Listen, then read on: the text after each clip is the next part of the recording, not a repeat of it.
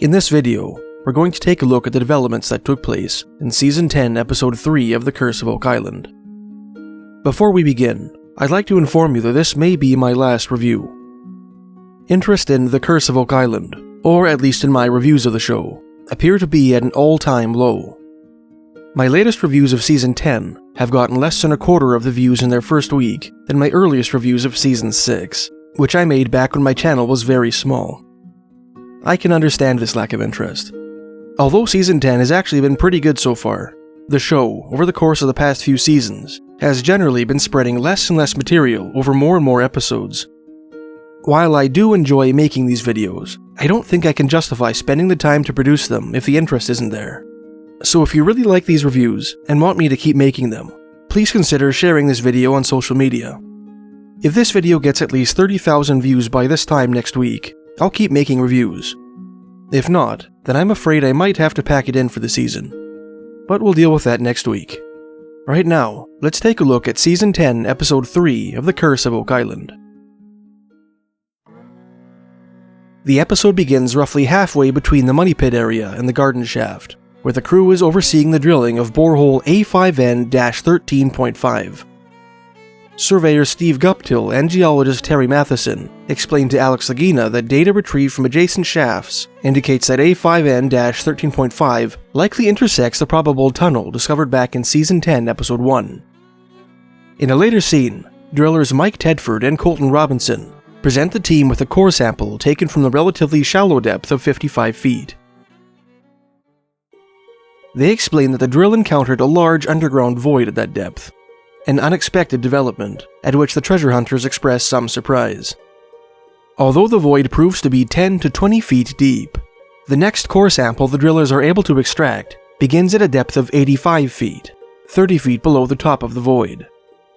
As the treasure hunters examine this new sample, Steve Guptill remarks that the void evokes a 65-foot deep air pocket, which they found the previous year in Borehole AB13, located just 3 feet to the west, and suggests that the two voids might be physically connected to each other. Marty Lagina then speculates that the void might be part of an underground chamber constructed by the original money pit builders and connected to the money pit by a tunnel, stating, "I don't know what else would be at 55 feet. He elaborates on this theory in a later interview, stating, "I think the offset chamber theory is the only thing, really, that makes sense. If somebody wanted to hide something where nobody would get it, they would have dug this deep illusion hole, for lack of a better word. But the real treasure would be offset somewhere." Tedford and Robinson continue to sink A5N-13.5 throughout the episode. Terry Matheson examines a core sample taken from a depth of 108 feet, and observes that much of the soil is loose, which he says is indicative of proximity to an underground structure.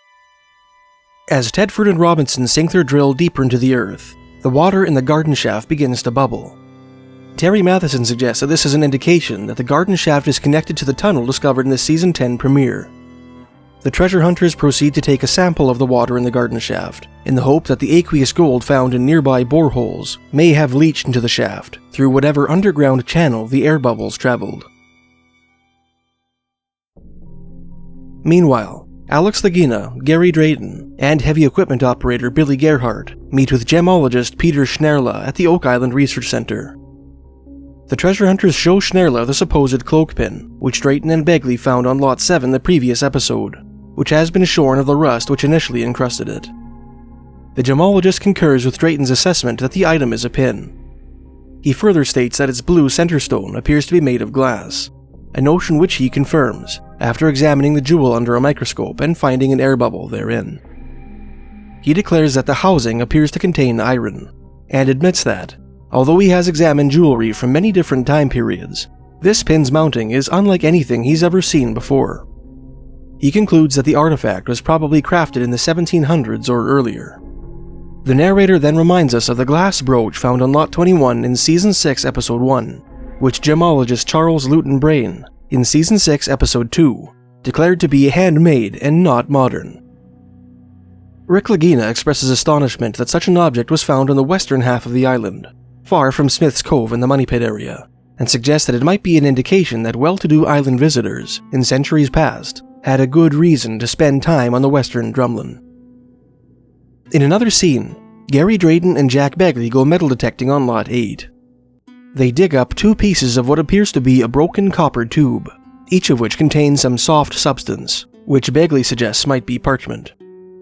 The narrator then reminds us of the fragment of parchment brought up by the Oak Island Treasure Company during a drilling operation in the Money Pit area in 1897, which had the letters VI written on it in India ink. The core sample which contained this artifact was taken from a depth of 154 to 161 feet. Next, the treasure hunters uncover a strange, slightly curved square of metal, bearing some raised markings, which Drayton suggests might be a piece of bell metal, a bronze alloy once used in the construction of bells and cannons. The narrator then reminds us of another piece of bell metal, found on Lot 4 the previous year, which was identified by Dr. Krista Brousseau, an associate professor of chemistry at Halifax's St. Mary's University. Later in the episode, Jack Begley meets with geophysical scanning experts Keith Hollander and Robert Seddon of Phoenix Aerial Productions on Lot 32, at the southwestern corner of the Oak Island Swamp.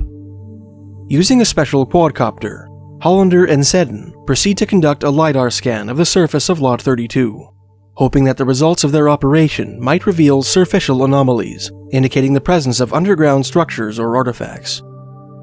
The objective, explains Rick Lagina in a separate interview, is that we can connect a road-like feature to an X marks the spot location, whether that be in the Money Pit or a currently unknown location. Later, in the Oak Island Interpretive Center, Gary Drayton and Charles Barkhouse present the bronze coin found on Lot 7 in the Season 10 premiere to numismatist, or monetary currency expert, Sandy Campbell. Campbell immediately says that the rectangular artifact does not have the shape of a traditional coin. Upon examining its faces under a magnifying glass, he is unable to find any markings indicative of a coin. Using a digital scale, Campbell then determines that the artifact weighs exactly 4 grams, and expresses some astonishment at the roundness of the number. He concludes that the metal piece is probably not a coin, but suggests that it might be a barter token, and opines that it is at least 500 years old. Campbell's dating reminds Barkhouse of the theory that Portuguese explorers are behind the Oak Island mystery. If you'd like to watch my video on the Portuguese theory, please check out the link in the description. Gary and Charles proceed to relay Campbell's analysis to Craig Tester, Doug Crowell, and the Lagina brothers in an informal meeting in the Oak Island Research Center. The other treasure hunters then inform Gary and Charles that a Canadian underground mining company called Dumas Contracting Limited has agreed to consider recribbing the garden shaft. At the end of the episode, the treasure hunters meet in the war room for a video conference with representatives of Dumas Mining, including Cameron Carter, the Vice President of Engineering and Business Development, Tony Linton, whom Carter describes as Dumas's in-house shaft-sinking technical expert, and a 4-man operational team based out of Timmins, Ontario. The representatives explain that they intend to rebuild the original wooden garden shaft and inject grout into the surrounding soil to prevent water leakage and ensure the shaft's long-term stability, a project which they estimate will take 50 days to complete. When the project is finished, the treasure hunters will be able to descend the garden shaft and physically enter Oak Island's underground world for the first time since Mike Huntley's dive down the DMT shaft in Season 5, Episode 15. The garden shaft rehab project will provide several unique opportunities, says Rick Lagina in a later interview. You can either tunnel or expand the shaft. You can go deeper with the shaft. To me, it's always about the eyes and boots approach, and we will have a legitimate, for the first time, eyes and boots approach to the Money Pit. Marty Lagina elaborates on his elder brother's statement in his own interview, stating, "The idea of rehabilitating a shaft so we can get underground is exciting, because actually being there, actually getting down and seeing things is always the best data. I think we can trace the gold in the water. Then we can find the treasure, if it's here, and figure out what exactly happened on this island." Thanks for watching. If you enjoyed this video and would like me to continue making recaps like this, please consider sharing this video.